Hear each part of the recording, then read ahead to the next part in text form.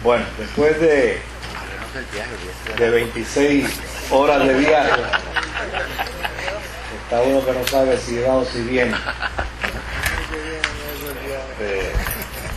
Salimos sábado a las 8 de la noche y regresamos domingo a las 9 de la noche. A esa hora estábamos llegando y la verdad que esas no son buenas horas de viaje, pero gracias a Dios que nos permitió llegar. En estos dos últimos martes me estuvo compartiendo el hermano Víctor Morales la grata satisfacción de haber estado compartiendo con ustedes, y me dijo que había cubierto cerca de 10 capítulos en los 2 días. El propósito es básicamente a lo sumo en 2 poderlo cubrir, pero él me dijo que había dejado algunos capítulos que no había cubierto, y yo quisiera por lo menos cerrar el ciclo de la carta a los romanos hoy, y de todos los capítulos que quedan, pues lo que hice fue escoger uno que me parece que guarda mucha relación con el contexto histórico de la carta de San Pablo a los romanos. No sé si todo esto se pudo cubrir, pero una de las cosas más hermosas de la carta de Pablo a los romanos es que Pablo le está escribiendo a 2 audiencias simultáneamente. Le está escribiendo por un lado a los judíos y por el otro lado le está escribiendo a los cristianos gentiles, a los cristianos helenos. Lo que él le va a comunicar a ambas comunidades cristianas guarda mucha relación con lo que es su visión de vida evangelística y de vida misionera.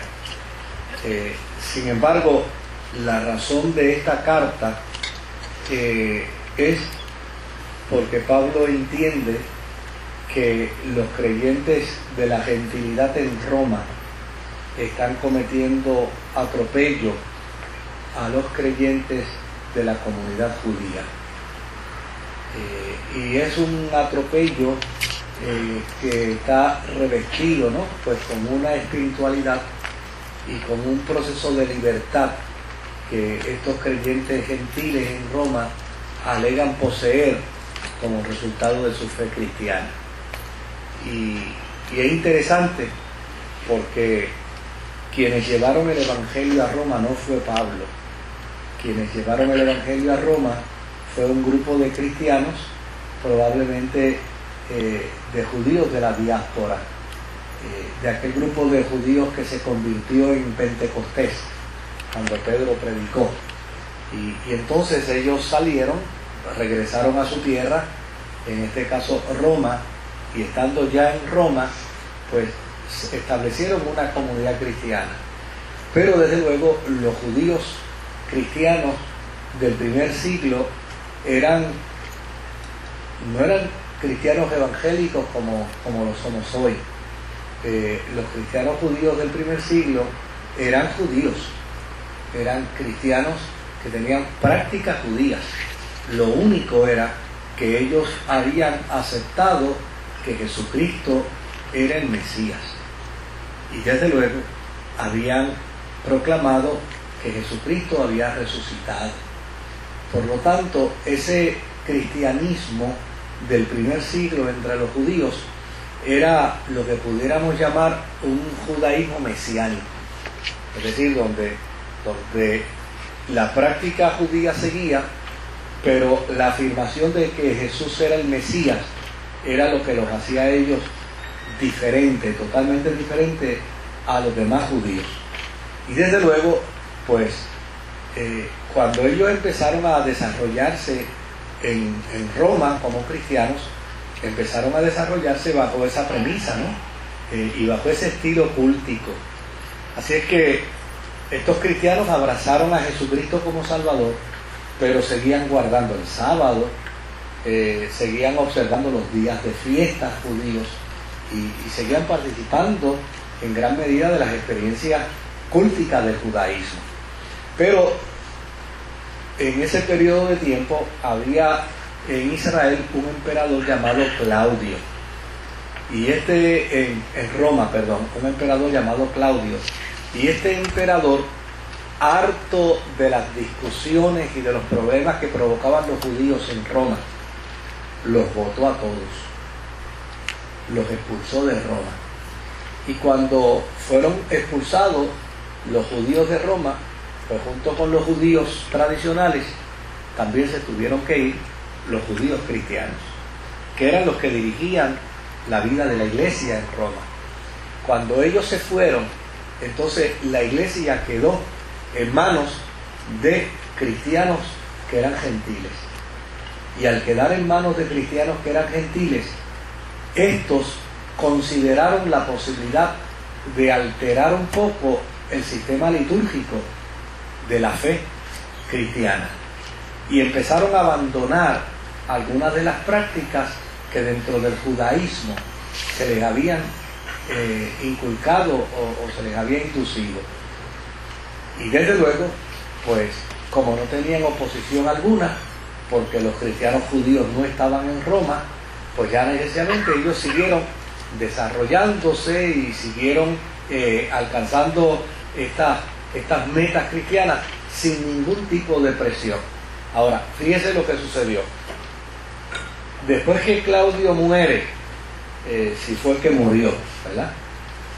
Estos emperadores, sus muertes a veces hay que ponerlas en entredicho, pero después que Claudio muere, entonces advino Nerón al poder.